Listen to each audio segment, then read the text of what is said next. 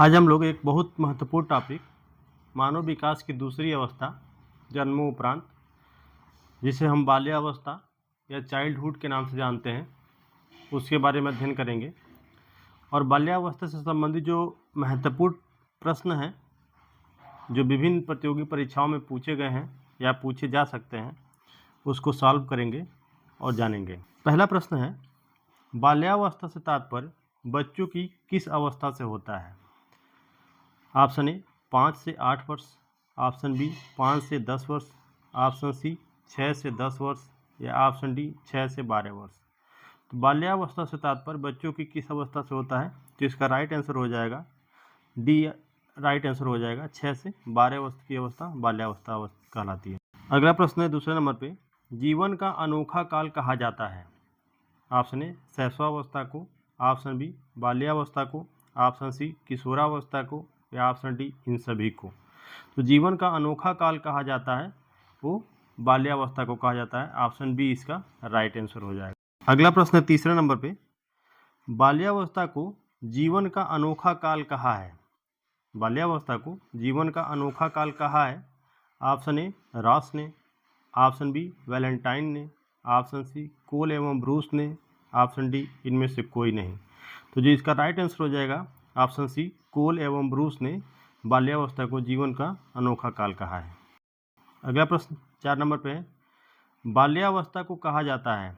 Option A अनोखा काल, option B निर्माणकारी काल, ऑप्शन सी मिथ्या परिपक्वता का काल या ऑप्शन डी उपरोक्त सभी।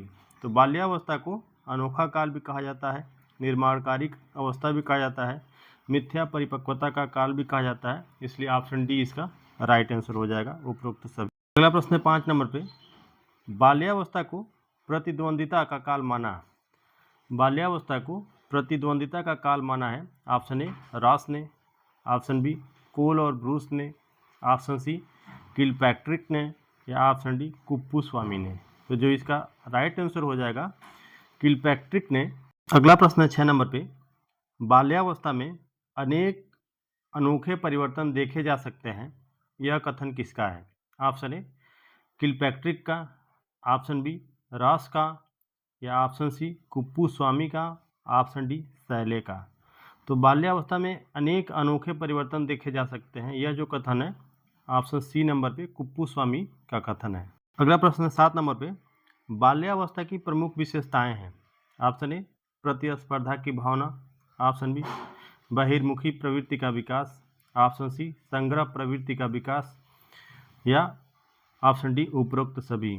तो बाल्यावस्था की विशेषताओं में ये सभी विशेषताएं शामिल है, इसका राइट आंसर उपरोक्त सभी ऑप्शन डी सही हो जाएगा। अगला प्रश्न 8 नंबर पे, बाल्यावस्था की प्रमुख विशेषताएं हैं? ऑप्शन ए वास्तविक जगत से संबंध, ऑप्शन बी रचनात्मक कार्यों में रुचि, ऑप्शन सी आत्मनिर्भरता की भावना या ऑप्शन डी उपरोक्त सभी। तो जो इसका राइट आंसर हो जाएगा बाल्यावस्था की ये सभी विशेषताएं हैं, इसका राइट आंसर ऑप्शन डी हो जाएगा। अगला प्रश्न 9 नंबर पे, खेल की आयु या खेल की अवस्था कहा जाता है? ऑप्शन ए शैशवावस्था को, ऑप्शन बी बाल्यावस्था को, ऑप्शन सी किशोरावस्था को या ऑप्शन डी इनमें से किसी को नहीं। तो खेल की जो अवस्था कहा जाता है बाल्यावस्था को खेल की अवस्था कहा जाता है। अगला प्रश्न है 10 नंबर पे, शायद ही ऐसा कोई खेल हो जिसे 10 वर्ष का बालक ना खेला हो?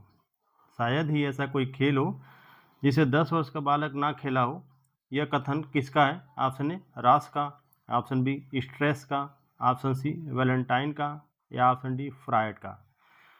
तो यह जो कथन है स्ट्रेस महोदय का है, ऑप्शन बी इसका राइट आंसर हो जाए। अगला प्रश्न है 11 नंबर पे, संचय की अवस्था किसे कहते हैं? ऑप्शन ए शैशवावस्था को, ऑप्शन बी बाल्यावस्था को, ऑप्शन सी किशोरावस्था को या ऑप्शन डी इनमें से किसी को नहीं। तो जो संचय की अवस्था होती है वो बाल्यावस्था को कहा जाता है।